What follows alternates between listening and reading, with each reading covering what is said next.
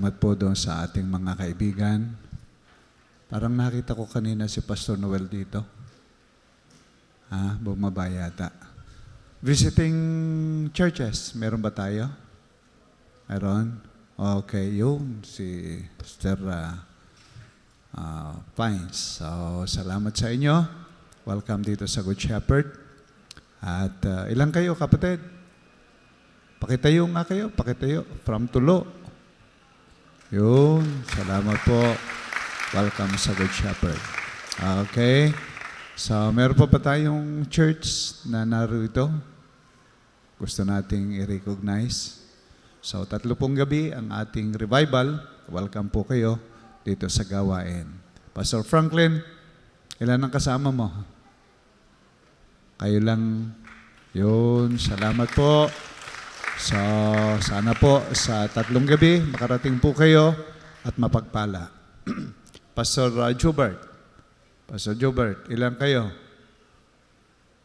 Amen. Salamat sa Panginoon. Pastor Jordan, andito ba? Yun, okay. May kasama ka, kapatid? Mga kapatid, yung from San Miguel. Ayun, salamat po. How about yung San Tanawan? Wala pa. Okay. So, salamat po. Welcome po dito sa Good Shepherd. At salamat po sa inyong presensya. Ito pong ating revival ay sa layuning sa pagsisimula ng taon ay tayo po'y mahamon ng salita ng Diyos. At sa paghayo natin, pagbilang ng mga buwan, ay tayo po'y merong kasiglahan. Kumbaga, kinakailangang ma-refresh tayo palagi upang sa mga hurdles ng buhay po natin, tayo po'y makapagtagumpay. At salamat po. Hopefully, ang atin pong tagapagsalita ay naririyan na lang sa laylayan ng ating Batangas kung saan man.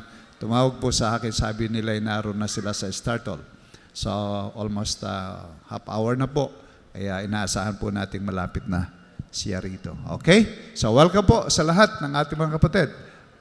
Brother Jesse ay narito. Kailan ka kapatid dumating?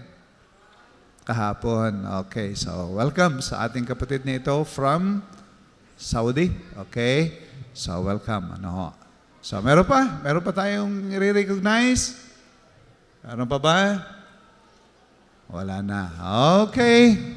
So, tayo muna po umawit ng isang pang-kongregasyong pag-awit at tawagan natin dito ang ating tagapanguna.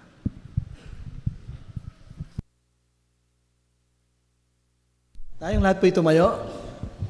Awitin po natin ang Standing on the Promises of God. At patuloy po tayong umasa sa ating Panginoon, magtiwala sa Kanyang mga pangako.